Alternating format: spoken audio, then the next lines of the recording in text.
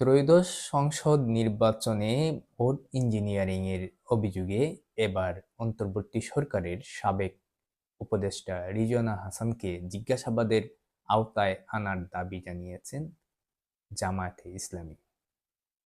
বৃহস্পতিবার মার্কিন সহকারী পররাষ্ট্রমন্ত্রীর সাথে বৈঠক শেষে এক বিস্ফোরক ব্রিফিংয়ে এই দাবি জানান জামায়াতের নায়েবে আমির ও বিরোধী দলীয় উপনেতা ডাক্তার সৈয়দ আবদুল্লাহ মোহাম্মদ তাহের।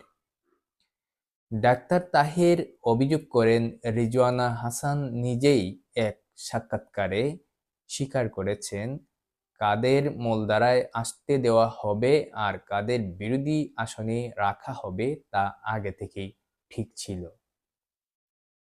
জামায়াতের দাবি, একটি বিশেষ দলকে ক্ষমতায় আনতে পরিকল্পিতভাবেই ডিসি, এসপি ও প্রিজাইডিং অফিসারদের ব্যবহার করা হয়েছে।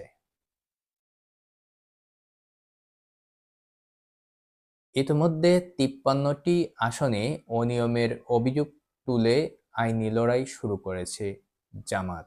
ডাক্তার তাহেরের প্রশ্ন, এই ইঞ্জিনিয়ারিংয়ের পেছনে কি পুরো সরকার ছিল নাকি কোনো শক্তিশালী গোষ্ঠী? নির্বাচনের এই বিতর্ক কি গণতন্ত্রের জন্য হুমকি, নাকি তদন্তে বেরিয়ে আসবে নতুন কোনো সত্য? আপনার মতামত কমেন্টে জানান। পরবর্তী আপডেট পেতে এখনই সাবস্ক্রাইব করুন আমাদের চ্যানেলটি। সবাই ভালো থাকবেন, শুভকামনা সবার জন্য। আল্লাহ হাফেজ।